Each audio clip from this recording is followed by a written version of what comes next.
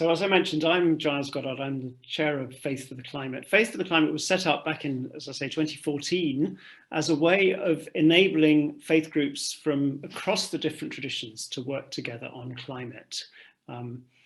We started with a meeting at St John's Waterloo, which about 50 people attended. We were quite involved in the creation of the pilgrimage to Paris, which some of you were involved in. And since then, we've been really encouraging the movement and encouraging faith, interfaith and multi-faith engagement in climate work.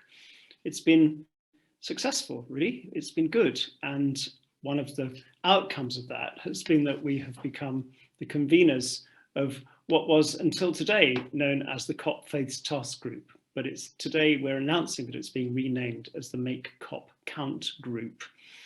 So that is it's a very loose network really of any organizations who are involved in working towards COP, any faith organizations who are involved in working towards COP. We have some of the big NGOs, so we have Christian Aid, CAFOD, Tear Fund, Islamic Relief, and many other large organizations, but we also have small organizations and developing organizations like Hindu Climate Action and Eco Synagogue. So there's a very wide range of people who are involved.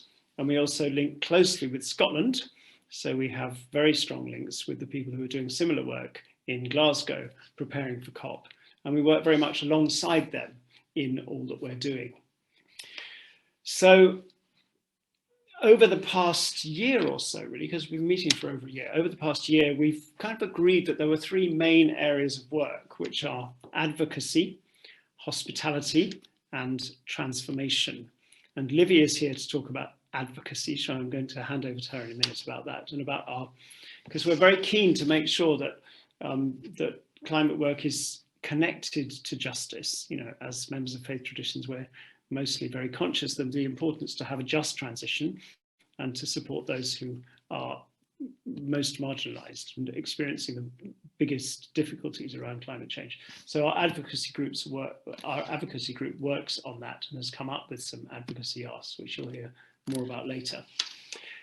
And then in terms of transformation, the vision is that we can get every faith group in the country to take some kind of action around COP and transform its own way of being as much as transform the way that we work together as a society. So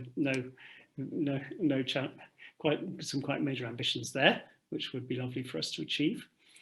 And then in terms of hospitality, it's about kind of welcoming the people who come, who we hope will be coming to the UK for the conference, but also offering hospitality to one another in our local areas and building up our work across faith traditions. So there's an awful lot, as I'm sure you know, there's an awful lot going on around COP at the moment. And we're not trying to give you an overview of everything because we'd be here for the whole day. So today is a snapshot of the actions and messages which have been collectively decided by the Make COP Count group over our meetings and discussions. And we're focusing on one or two of the initiatives which we're hoping that you can get involved in, so that there's a kind of gearing effect, and so that these initiatives really are making a difference. And I just want to say before I hand over to Livy that our work is making a difference. Conversation yesterday with Nikita Mistry, who I think is on this call. Nikita works for the COP office in the Cabinet Office. He's a very wonderful person. And Alok Sharma issued an open letter earlier on this week, which included various of his hopes for the conference. And in that was included loss and damage and making proper provision for loss and damage. And I think that has come partly as a result of third sector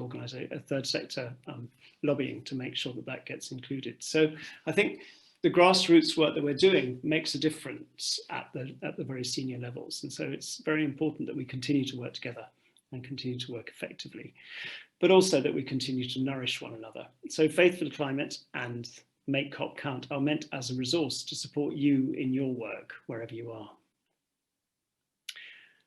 So I think in that case, I will hand over now to Olivia Hanks, who has done amazing work on our advocacy asks. Livy is, well, I'll leave you to introduce yourself, Livy, but thank you very much, everybody. Thank you, Giles. So yes, my name's Olivia Hanks. I manage the climate justice work for Quakers in Britain. And as Giles said, in my capacity on the Make COP Count group, I've been convening the kind of working group on advocacy and working to put together a bit of a strategy and agree some priority issues for the group to work on together. Because one of the purposes of the Make COP Count group is really to try to provide a unified faith voice on key issues as far as possible. We want to push the government to do more to tackle the climate crisis and its impacts, and we want to support and encourage all people of faith to get the message across to decision makers as well. So I'm going to talk briefly about our two key asks. We've produced a written briefing with more details about both these issues, which I'll also say more about in a moment. So we started by agreeing a set of broad shared principles for advocacy work, which I think have been shared in the chat or will be. And that was a really useful start and showed a real sort of willingness to work together and that we were broadly on the same page as faith groups. But really those principles were very broad and didn't really give us enough specificity to have meaningful impact in our work talking to decision makers. We felt we needed to narrow it down a bit. So the working group, the advocacy working group, was set up to consider which issues to focus on based on where we thought faith groups had a distinctive role to play and where we could have real impact. And in those conversations, we all agreed very early on that it is important for faith groups to be speaking out for justice in particular. So I'll just briefly share my screen to show you those asks.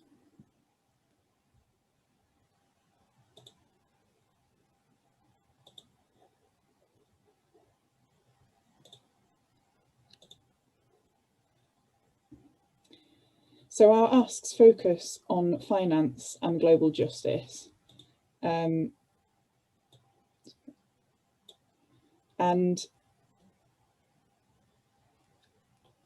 of course, money is not the whole solution to the crisis, but unless we start directing money away from fossil fuels and into clean energy and addressing climate impacts, our government's pledges will be largely hollow. So the first of those two asks is stop funding climate breakdown. And by that, we mean that there should be an immediate end to the use of public money to support fossil fuel extraction and power in the UK and overseas. So a lot of campaign groups and non-governmental organisations, including Christian Aid and other faith-based charities, campaigned for a long time for the UK government to stop subsidising fossil fuel projects elsewhere in the world using public money, including the aid budget. And following an announcement in December, the government has finally changed its policy on this and said it will no longer do this. So that's a big win for campaigners. And we're now focusing on the subsidies that exist still here in the UK. Now, the UK government claims it has no fossil fuel subsidies, but when research, international research that's done into that consistently finds that it does in fact still have subsidies and that its transparency on the issue is particularly poor. And fossil fuel subsidies are basically any government action which lowers the cost of producing or using fossil fuels. The majority of UK fossil fuel subsidies are in the form of tax breaks, including for oil and gas extraction. And although it's important to make sure people on low incomes are not negatively affected by things like fuel taxes, higher fuel taxes being brought in, studies have shown that globally, fossil fuel subsidies overwhelmingly benefit the richest most. So they're not designed to help poor people. That's not how there's much better ways to target that kind of support. So that's our first priority issue. Secondly, making polluters pay, by which we mean that the UK government should show leadership on establishing new and additional sources of finance for countries suffering loss and damage caused by climate-related disasters. And I'll say a little bit more about what that means. So the Paris Agreement refers to 3 pillars of climate action. Mitigation, which means cutting emissions so we avoid global heating as far as possible. Adaptation, which means changing our buildings, land use and so on, so that we can live with the impacts of climate change in our societies. and loss and damage. And loss and damage refers to impacts that are so severe societies cannot adapt to them. And that can include things that change slowly, like sea level rises, as well as extreme weather events like severe hurricanes. Even though the Paris Agreement mentions the need for action on loss and damage, there has been no progress at all on agreeing how this should be funded. We need a global loss and damage fund of at least $75 billion a year, and that's very likely to need to rise. And crucially, that should be paid for by those who have done the most to cause the crisis, not by those who are already struggling. Examples of how that could be funded can be a global fossil fuel extraction tax or a global aviation levy. So this doesn't have to be about governments finding more money through general taxation and through their national treasuries. And debt cancellation is another step that could free up funding for countries in Africa, South America, Asia and the Pacific to address loss and damage. And we really want to make sure this issue is discussed at COP26.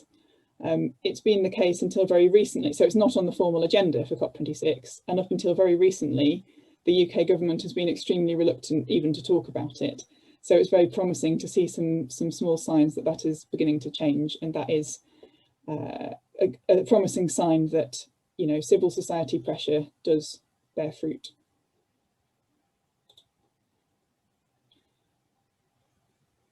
So as I say, we've produced a written briefing with more details about both these issues.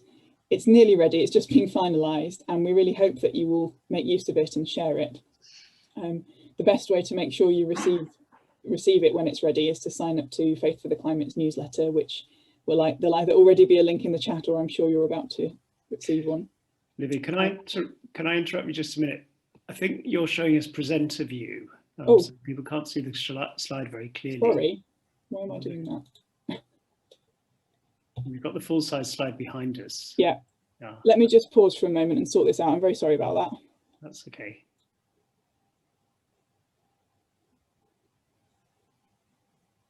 And while Liv is doing that, just to say that what we're going to do is provide you with a lot of information at the beginning of the webinar, and then there will be a space for questions and answers after everyone has spoken. So if you have any questions, do feel free to put them in the chat, not in the chat, in the Q&A box, which is on the bottom right-hand side of your menu. So if anything comes up which you want to ask during the session, then please put it in the Q&A chat.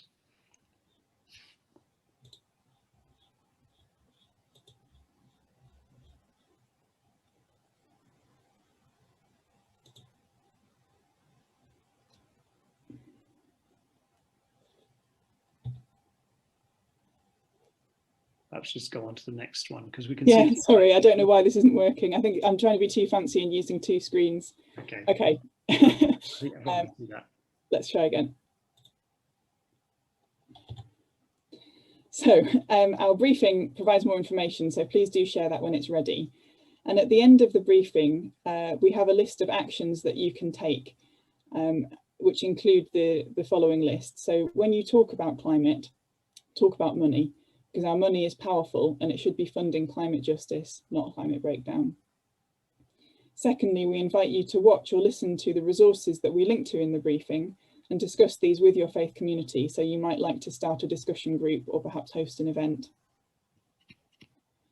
Thirdly, and in a way, the key purpose of the briefing is to help you write to your MP using the information that we've provided to raise the profile of these issues. A lot of MPs are not particularly well aware of these issues, particularly around loss and damage, because it's a kind of international level issue that gets discussed mostly at UN level. So it's really important to make sure that MPs are well informed and have the knowledge they need to raise these concerns in Parliament. And finally, we'd like to ask you to invite your MP to join our parliamentary event with faith groups on the 14th of June. So that is currently being organised. We haven't got a time finalised for that yet. But again, if you sign up for the Faith for the Climate newsletter, details will go out in there. And we will be asking people to really encourage their MPs to attend and to hear from people from different faith groups who will be raising their concerns and their views around the climate crisis. And I think I just want to finish by saying, when we speak out together, we really can make a difference. And it can sometimes feel that change is very slow. Certainly at the moment, it is much too slow, but we need to keep working together. And I think the win around the government announcing it will no longer use the aid budget or export finance to fund fossil fuel projects overseas is a really important step. I think these little signs of progress on raising the issue of loss and damage are a positive step. So we need to remain hopeful and transform, use our hope and our faith and put that into action, working together towards COP26. Thank you. Thank you, please Lily. do post in the Q&A if you've got questions. I think we'll come to those later. We will. Thank you very much indeed, Livy, for that and for all your work on this, which is really, really, really crucial. There is one question in the Q&A already about the Climate and Ecological Emergency Bill. So we'll come back to those questions at the end. So now I'm going to hand over to Luke Harman. Luke works for Christian Aid. And his topic is, what's the G7 got to do with it? As you all know, it's not just COP26 this year, it is also the G7 in Cornwall in June. And really what happens at the G7 is crucial for what happens at COP. So the two are very, very connected, which is also one of the reasons why the amazing relay has been planned, which you're going to hear about later as well. So Luke has campaigned professionally at Christian Aid since 2011. And he's been leading a team developing engagement strategies and campaign tactics on tax and campaign justice. He's been a very key member of Faith for Climate, really since shortly after it started. And he's a Christian Aid representative on the Make COP Count group. So Luke, over to you. Thank you for joining us. Thanks, Giles, and hi, everyone. Giles, could you just remind me, how long is my section? 10 minutes, brilliant. I don't think I will use all of that. So I'm just going to give a brief overview on the role of the G7, and then I'm going to focus a little bit on one of our key actions that we're sharing, which is our postcard action ahead of the G7. As Giles has rightly said, kind of the G7 is very much linked to what happens at COP. Now, that's not necessarily through any kind of official process. You know, there's no kind of official mechanism of the UN climate talks, which is relevant for the G7. But the G7 does play a huge role in shaping political ambition and shaping the kind of the narrative and the political space into which all those countries and negotiators enter the formal talks. So, you know, we've seen it in many G7s in the past, and these kind of summits, a communique might come out at the end of those summits, kind of really emphasising the importance of a particular issue. I remember last time it was in the UK, the G7 made a big declaration really emphasising the importance of tax and kind of clamping down on tax dodging it from a kind of global perspective, and that really changed how tax was viewed, and then all the kind of policy things that happened off the back of that. So all of that to say, really, it's a political moment rather than one where we'll get a specific policy change. But that is arguably just as important. We need our leaders to come out at the end of the G7 with a really strong message about the things we care about. And as Livia's just talked about, the things that we're really pushing for this year in terms of climate change and climate justice are all about finance. It's about money. It's about money to help us adapt, money to help us mitigate, and money to help us deal with loss and damage. Lots of the issues, again, that Livy was talking about and available in the briefing. So the key thing we're kind of asking people to do ahead of the G7, if I can just share this screen. I wonder if I might have the same issue. No, that's fine. You can see that? Yeah. Wonderful. Yeah, so the main action that Faith for Climate is pushing ahead of the G7 is our postcard to Boris action. And what we'd like to do, we know that we can't be at the G7. I guess current restrictions and the uncertainty about when they'll be released mean that we can't necessarily all gather in Cornwall. Also, the fact that when the G7 come, there are these huge security perimeters, so you can't get anywhere near kind of buildings and governments and world leaders. So we can't really be at the G7 to influence them. But what we can do is we can make our voice heard in other ways. And so we're encouraging everybody from around the globe, around the country, so from across the UK, from all corners of the UK and everywhere in between, to send a postcard to Boris Johnson ahead of the G7. And we want you to send a postcard that really represents your location in your locality. And that's because we want not only our government to hear lots of messages about the issues of climate finance, but we want them to see that this issue comes from people across the breadth and length of the United Kingdom. So it can't just be dismissed as an issue that only people in area X, Y, or Z care about. It's something that really unites the whole country. So we've got a page up on our website, which I'll share in the chat box shortly, on Christian Aid's website, which outlines how to do the postcard. It's got a suggested message that you can write on the postcard and all the details of where to send it to make sure it gets to our Prime Minister. Shortly, that will also go up on the Faith of the Climate website, and there'll be an adapted version that we can use so that after the G7 we can keep this action going and keep the pressure up on the government to deliver on those key demands around climate finance. I think that's all I really want to say. All the information, like I said, will be on the website, both on Christian Aid's and on Faith for the Climate's. I guess the only other thing really to say is we're, as well as sending the postcard, it'd be great to create a bit of noise digitally about this as well. So we're really encouraging people to post a picture of them with their postcard in the run up to the G7, and using the hashtag G7 and the hashtag wish we were there. So riffing a little bit off the idea of I wish you were here. Yeah, to say we wish we were there with our world leaders at the G7 to influence them. We can't be, so let's show them in other ways.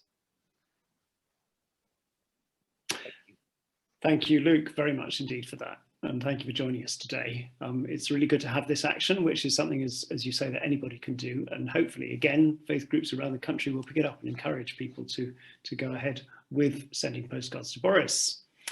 So one very specific action which might come out of today, which we hope will come out of today, is that you will sign up for the Faith for the Climate newsletter, which comes out on average once a month. Perhaps it'll come out slightly more often in the next few months, and it will be full of information and advice and suggestions about what you can do in the run-up to COP. I think the link is going in the chat, if it hasn't gone in the chat already. But if you can sign up to the newsletter, that would be great, because that will keep you up to speed on everything that we're talking about. And we will, of course, also send you the slides from today and further information from today at the end of the webinar. So the next person to speak is Shanon Shah. Now, Shanon is the Director of Faith for the Climate. He joined as our communications person just over a year ago, but he's become more and more involved in the work of Faith for the Climate and is doing a wonderful job. Has organised the webinar today, plus everything else today. So Shanon is going to talk about some on-the-ground actions which we're encouraging people to take between now and COP26. So over to you, Shanon. Thank you very much, Giles. Thank you to everyone for being here, and also thanks to Luke and Livy for your presentations, for your contributions. And as Giles said, the reason why we organize this webinar is so that our work can be a resource for all of you, because we know that there is going to be a lot of work being done this year. And we will all be in different locations, having different areas of focus. But really what this is about is how different communities and individuals of faith in the UK can create maximum impact, because we are the hosts of COP this year. And the work that has gone in, as you've heard from Livy, is about really getting into the messages that are the most powerful and the most relevant for us as faith groups, and how we can add the most value to all the voices and all the other networks working on COP and climate justice. So that's how we funneled and distilled those messages. And also the moments that we have this year are really important, and what we do in those moments. So this is why we're throwing all our weight behind this postcard campaign initiated by Christian Aid, as Luke has explained. So if anything, what we want people to go away from today is to realize that, yes, there is a lot going on, but what we are doing today is giving you, from our perspective, the messages, the moments, and the ways that we build momentum with the message and the moments, because this is a year also where we do have to pace ourselves, and we have to have a bit of a direction of travel as well. as different civil society groups. And so as faith groups, this is what we're doing. So what I will be introducing to you is these other on-the-ground moments that are happening this year that we have taken ownership of jointly as a group, as Make COP Count, and that we're supporting each other in doing as well. And so to do that, I will share my screen now also.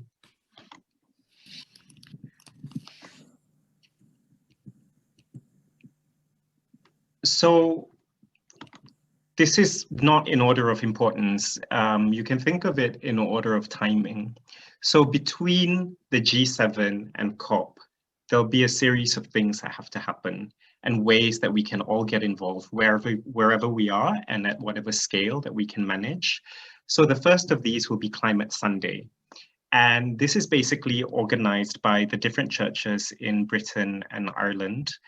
And this is ecumenical, so all different Christian denominations and groups, to have at least one climate-focused worship anytime before COP. So anytime before November, have a climate-focused worship. And the Climate Sunday website will have all the different resources that people can use. It could be in a sermon, it could be an entire service, designing liturgy, like whatever you want to do, there are different resources available on the Climate Sunday website. So I've just put two examples here. There's a Church of England liturgical resource that people can download. There's also Jubilee for the Earth, which is something that's developed by the Global Catholic Climate Movement. And there are loads of other resources. So do visit the Climate Sunday website if this is what you're interested in getting behind. This will all culminate in a National Climate Sunday service in Glasgow on the 5th of September. And you can find out more information about this on the Climate Sunday website. And I think you should have something in the chat about it now. The next on-the-ground action that we are very excited about is the Rise to the Moment relay. And this is organized by the Young Christian Climate Network. And this is basically a relay from St. Ives to Glasgow. So St. Ives, where the G7 is, it's around that area, and then going all the way to Glasgow. Now, why a relay? The image that you saw on the opening slide, that was the pilgrimage to Paris that was organized in 2015. And that was basically, you know, the genesis of Faith for the Climate as well in that moment, COP21 in Paris. And that was a really strong symbolic moment. And for people of faith, doing something like a pilgrimage, you know, if that's something that's significant in your faith tradition, that's really powerful. That's something that brings people together. And if you're a praying person, and you believe in collective worship, you know, if that's your tradition, then these are really powerful moments. But because of the uncertainties coming out of lockdown and the pandemic, and we don't really know how things are shaping up, a relay is a bit more flexible. So there are 4 ways to support this relay, and you can find out more from the Rise to the Moment website. So you can actually do all of the route if you want to, or some of it, that's fine. You can find out ways to sign up and join. And because, you know, it's this distance and this number of places, there will be residency hubs as well that you can support for people who are taking part in the relay. And of course, this is the main route. The organizers understand that people will be coming from different areas as well. You know, they might not actually live very close to the vicinity of these areas. So they will accept, you know, tributaries that come into this main route. And again, you can find out more by going to the YCCN or Rise to the Moment website. And there are other ways to support as well. Like Luke said in his presentation, making noise on social media is really important. Taking pictures, just supporting in those ways, you know, whether through traditional media or online media or social media and a host of other ways, that's really important. So that is the Rise to the Moment relay. Faith for the Climate is also a member of the Climate Coalition, and the Climate Coalition is also a member of Make COP Count. So there are these interesting connections as well that are happening across the climate movement and across faith-based and secular climate networks and organizations. So we are very much supporting the Great Green Week, the Great Big Green Week organized by the Climate Coalition. This will be a week at the end of September. This could be anything. It's basically what you want to organize, you know, whether you're a teacher, a bus driver, you organize a sports club, you're an artist, do you want to do community stalls, do you want to do concerts? It can be anything, right? And we as Make COP Count will be thinking of some faith-based activities or elements that we could add to this. So this will be another big moment to build momentum going to COP. And finally, there are the grassroots interfaith movement building workshops that we will be organizing as Faith for the Climate. Some of you would be aware of the pilot workshops that we did last year with communities in Leicester, Manchester, and the Leeds Bradford regions. And these are very much meant for grassroots organizers. These workshops are meant for people who really want to do something about climate, may not know anything about COP or think, well, what is COP? Why is it relevant to me? So it is really about joining those dots as well, because it's not just the messaging dots and the moment dots that need to be joined. It's also very local dots to very international moments and, you know, umbrella activities and events and campaigns. So this is very much about connecting those levels also. And these workshops are not entirely focused on COP either. So it really is about taking action on the climate in the longer term and for whatever is relevant for communities in the different regions. So again, we operate as a network. We don't go in to tell people what the message is and what they need to do. But again, it's an offering of a resource and a way to help different people organize whatever they feel is most relevant or the biggest priority for them. So we will be reconvening the workshops in Leicester, Manchester, Leeds, Bradford at the end of April. There should be some links in the chat. You'll see a screenshot here of, I think, one of the workshops we did last year. There's a reflection that we wrote, which is on the Faith for the Climate website, just so that you get a flavor of what these workshops are. And this year, our new staff team member, Roche, will be working on designing new workshops in Sheffield and South London. And we do this collaboratively as well. So last year we worked with the Quakers in Britain and Christian Aid. And this year, again, we'll work with the Quakers in Britain and Christian Aid and Islamic Relief UK to convene these workshops in Sheffield and South London, and also local partners in Sheffield and South London. We've been in touch and we've been sort of doing a scoping exercise of what different people need. So there'll be those to look forward to. And the workshops are very much about building relationships, getting people to come together. People might have been doing climate action within their local churches, for example, but have not met people from other faith groups who are doing the same thing. So it is about allowing people to make those connections with each other, but also the skills that they want. So last year, people wanted to know how to plan a campaign, how to talk to people in power, how to bring others along with us as we go on this journey. So those are the sorts of things that will be covered. And we know that there are many other things that are being organized up and down the country leading up to COP. And we'd really like to add value to everything else that is happening. But this is just to let you know that these are our priorities that we have developed as Make COP Count. And this is the kind of support that we're offering as a resource to everyone. So that's it for me from now. I think I will hand over back to Giles. Thank you. Thank you, Shanon, very much indeed for that. So a lot of information, an awful lot going on, as you all know. Lots going in the chat. We will circulate all the links after the webinar, so don't worry if you can't click on all the links at the moment. This is also going to be on a microsite on the Faith for the Climate website. We're working on that at the moment. It's nearly reached its final form, but we will be including all of these things on the Faith for Climate website, which we hope will be a sort of one-stop shop, so that you can go there to the Make COP Count page and it'll have all of this information on it. And I really do want to encourage you to take the action of signing up to receive the Faith for the Climate newsletter, because that again will keep you up to date on all of these things which are happening. I've had several conversations with people who've said there's so much going on, how are we going to be sure that, you know, what we do makes a difference, particularly given that there are so many different initiatives. I mean, I'm encouraged by the number of initiatives that there are, because it shows how engaged people are in this really crucial, challenging aspect of our lives, which is climate change. And I'm also reminded of the person who talked about advertising. He said, I know that 50% of my advertising budget is wasted. I just don't know which 50%. And it feels to me like, you know, if we have a lot of different actions going, some of them will be very effective and some of them won't. We're hoping that the ones we're promoting will be effective, and they're more likely to be effective if everybody can get behind them.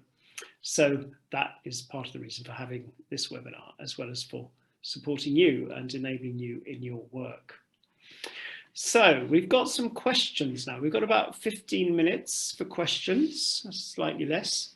We've got 3 questions in the chat so far, so I think we'll pick up those. And then in the Q&A, I keep saying the chat, I mean the Q&A.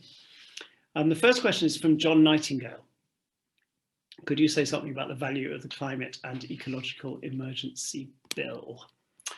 So I'm going to hand over, I'm going to ask Shannon if he could reply to that first, and then we could see if Lizzie and Luke would like to respond as well.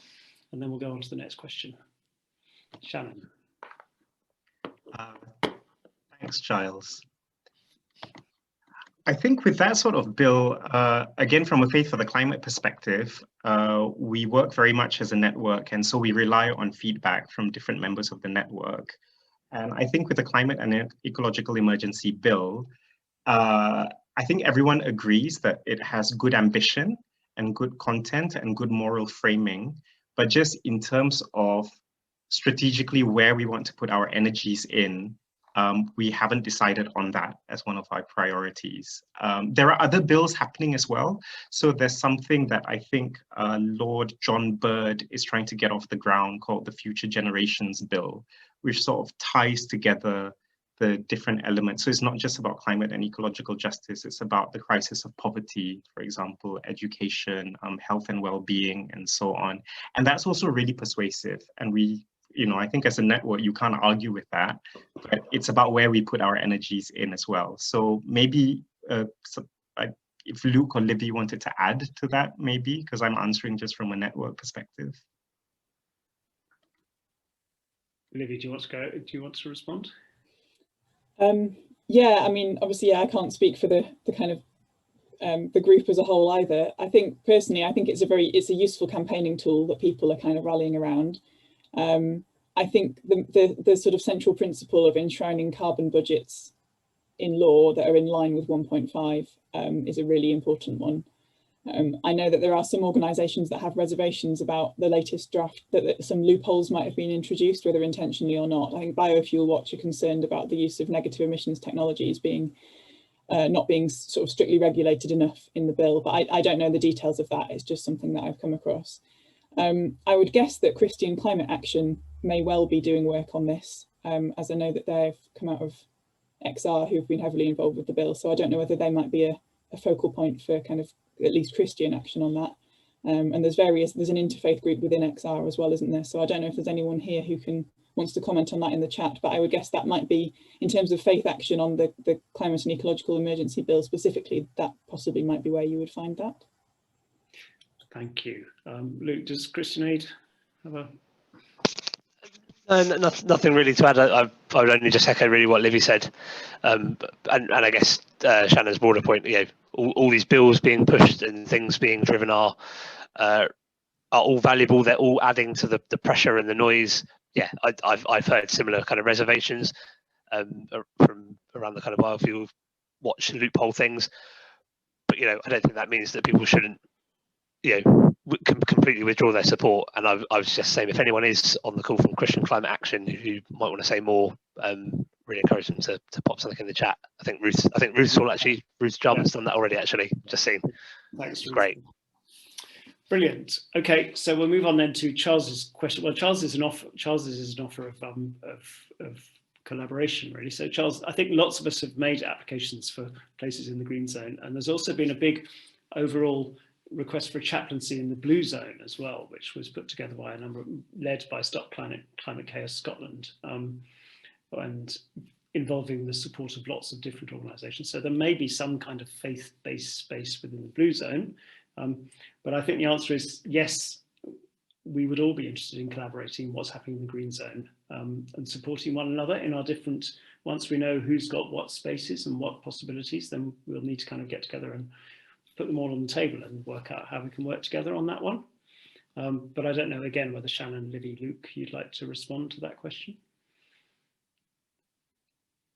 No, so I think it's a yes to you, Charles. Thanks for that. Sarah, your question about money. And talking about money, you've put some really great suggestions in your question, really. But Livy, do you want to respond to this as well? Yes, can do, and maybe Luke might have something to add as well. I don't know. So yeah, I think I appreciate it's a very broad ask. I think the purpose of the ask was just highlight that there are different ways to talk about climate change, and we often tend to talk about it as a kind of purely scientific phenomenon or an issue of technology. So I think it's kind of that bringing that perspective that money and also, you know, unequal distribution of wealth is a huge aspect of the crisis and is hugely important. So there's many different levels on which one can talk about money in relation to climate. At the sort of personal, what your money can do level, I would recommend potentially looking up groups like ECCR, Ecumenical Council on Corporate Responsibility, I think that's the correct words in the correct order, who have a programme called Money Makes Change, which is all about looking at how you can use your money to do good. So in terms of your own sort of personal financial choices and investments and so on, that's a good place to start. And there are also plenty of other groups and websites that do that kind of work. There's also obviously issues like divestment, and Operation Noah obviously have worked on that for a number of years, focusing on churches. And then there's also secular campaigns like the Go Fossil Free campaigns of 350.org. So there's lots of ways to get involved with that as a kind of a particular focus for moving money out of fossil fuels and into useful things. I suppose more in terms of our focus and our asks around COP, I guess it's really about thinking about climate justice and if we hear about policy proposals or proposed solutions, who are they really benefiting? Where is that money going? Do they redistribute from the rich world, which is, you know, has caused the crisis, and the corporations who have caused the crisis, redistribute from them and to the poorest people in the world? Or are they actually another income stream from the poorest countries to the rich? And that's a problem with a lot of climate finance. That it comes in the form of interest-bearing loans, and so the interest on those becomes another form of, you know, actually it's finance flowing out of the global south into the global north and into the hands of the very wealthy. So I guess in the case of our specific asks, it's also just raising awareness of this issue around loss and damage, that there simply is no fund for that, which I think is really shocking. That, you know, the scale of climate impacts is enormous now, but there has been no global agreement on how we kind of help the people who are suffering from those climate related disasters, or how we deal with the slow onset events like sea level rises that we know are coming whatever we do now to cut emissions. So I think that was the kind of just raising awareness of like lots and lots and lots of money is needed is a big part of the ask here. Thank you very much. Luke, have you got a thought on this? I'm sure you have. Yeah, only an additional thought, just to, really endorse everything Livy said, and I think the briefing will be really useful for everybody for finding a common way of talking about things. I guess I was just going to pick up on Sarah's point about opportunities to influence, I guess, particularly decision makers and politicians, and you've mentioned the upcoming local elections. So clearly kind of any spaces where there are hustings or online kind of conversations around elections, great to kind of bring this to the fore. But I guess I wanted to encourage people to think maybe slightly differently about that as well. How can you get decision makers and important people to come and hear things at your events? So if you're doing a Climate Sunday, if you're doing a kind of prayer event or a vigil or something which isn't necessarily political, I think that's still a great opportunity to invite a local councillor or a local MP along and have the conversation, get them to see that your community cares really fundamentally about climate justice, and you might find the chance to actually have a bit of a conversation with them there about the specific issue. And that's where it'll be really good, obviously, to kind of, you won't have much time, so the briefing kind of practice, like what are the key points you want to get across if you do have that quick kind of 5 minutes with them. So I think, as well as finding the opportunities out there, it's really good to find ways to bring the decision makers into our spaces to try and influence them. Thank you, Luke, very much. And the point's also been made to me that, of course, talking about climate finance is a good way of making climate relevant, especially for faith communities who are familiar with the calls for debt cancellation. Many of us were involved in the Jubilee 2000 campaign and the Drop the Debt campaign, and this is a kind of continuation of that, really. It's about making sure that, you know, there is a just global finance system which supports the poorest countries. Giles, could I just add something very brief to that as well? So I think in talking about finance, I think that's a really important question, because one of the, I mean, we're not directly involved in the other networks, but, you know, we are aware of the discussions that some of the human rights groups around the world are having around COP and climate change as well. And this is a point that is raised in those sorts of meetings. So when we talk about climate finance, what does finance mean? So I remember there was a discussion about, well, when we talk about loss and damage, for example, do we add that as a sub-item under finance, or is finance something and then is loss and damage finance something else altogether? And I think that's the sort of thing that, you know, it's a fine line to tread. It's about not getting too technical, but also realizing that there are different aspects of finance that we need to tackle. And if it's something like loss and damage that we are taking on as Make COP Count, then what about it are we focusing on? And finance clearly is part of that package. And so this recent announcement by COP President Designate Alok Sharma, where he does mention loss and damage specifically and explicitly, I think that's something to ride on as well, and to think about how this fits with the finance piece. Thank you, Shanon, very much. Questions are coming thick and fast now. We probably won't get to all of them, but could you, while you're on, Shanon, could you also explain the difference between the green zone and the blue zone for Jan Goddard? There are probably people on this call who are more qualified than me to answer that. Blue zone is basically accredited, the accredited space for delegates, accredited delegates and negotiators for COP, and the green zone is open to everyone. The application to hold a space in the green zone was, the deadline was extended to March, and I think lots of people on this call have probably applied to either have an event or an exhibition. Those are the things where, yeah, people will just attend. It's open to the public. So that's right, yeah, that's right. And the blue zone is much more tightly controlled.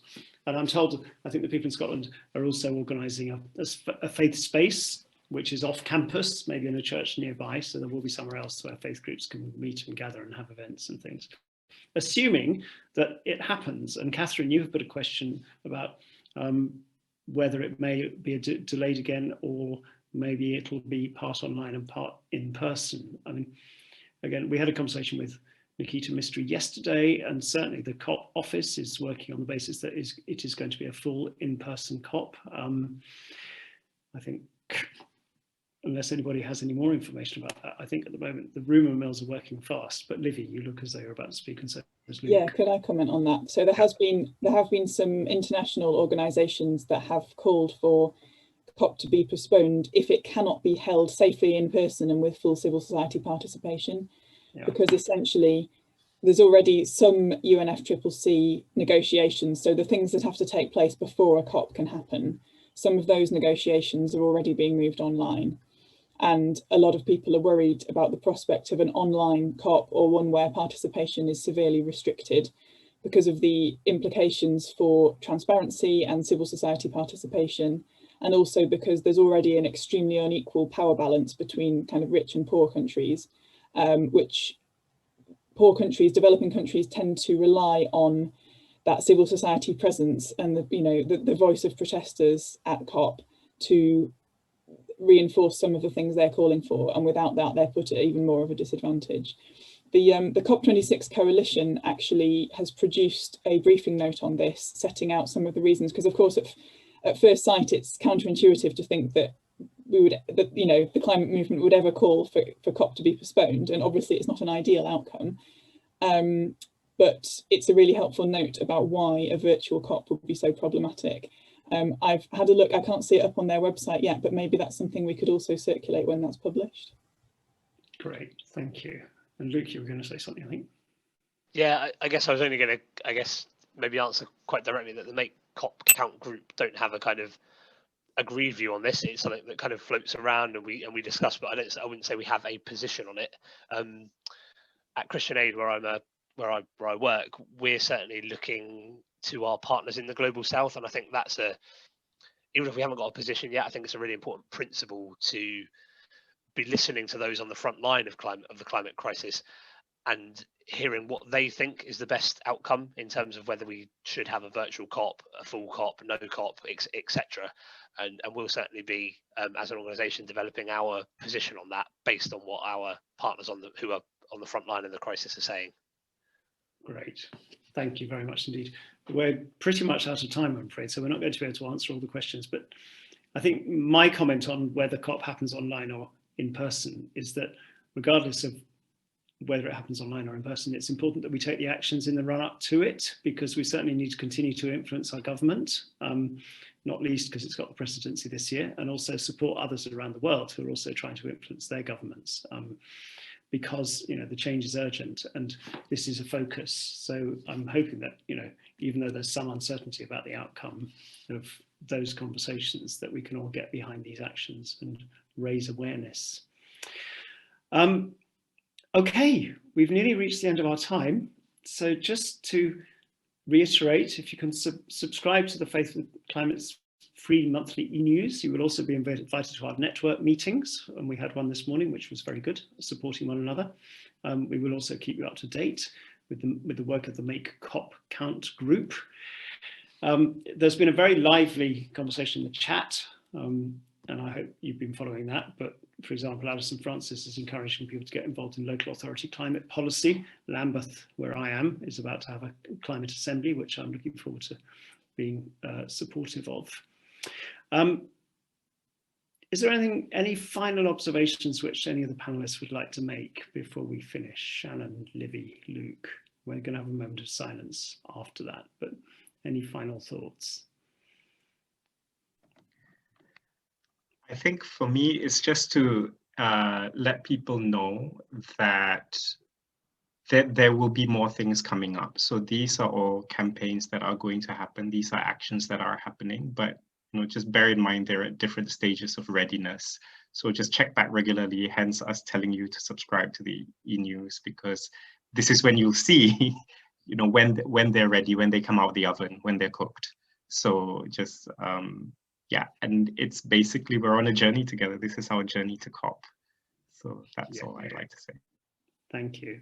And as Rachel's put in the chat, we have a strong social media presence as well. So do follow us and support that as well. Luke, sorry, go on. That's okay. I just wanted to really endorse a point you were making earlier, Giles, as kind of my final thought, both around the fact that however COP happens, and even if it doesn't, we still have the opportunity to make change. And as you were speaking earlier about the kind of the multiple campaigns and things that are going on, and how we won't know if all of them work. I really endorse that. I think what's really important is that we keep taking action, we keep seeking to influence, and we don't let the fact that there are a multitude of things stop us taking action on anything. It might be that we just pick the thing that we think works best or works best for our church or our community, but don't let that stop us taking action at all. Like, I think as I'm gonna mess up her quote here, but Greta Thunberg once said something about kind of searching for hope and not being able to find it, and as soon as you start acting, the hope becomes very apparent. So I think apologies to Greta Thunberg if I've butchered her quote there, but I think that's a really important sentiment to hold on to. Thank you very much. That's a really good, thank you for that, Luke. And Livy, any thoughts? Yeah, I would echo all that. And I think also the feeling that this COP is an exciting and important moment for the UK climate movement, but this isn't about COP. COP is not going to achieve climate justice. This doesn't end with COP. I think this has to be about building a movement and working together more and more, becoming more and more effective, more and more active. And yeah, as others have said, so this is a journey. It's a journey to COP, but I think also a journey way beyond that. And I'm looking forward to seeing how we can work together and be more effective this year, but also in years to come. Absolutely.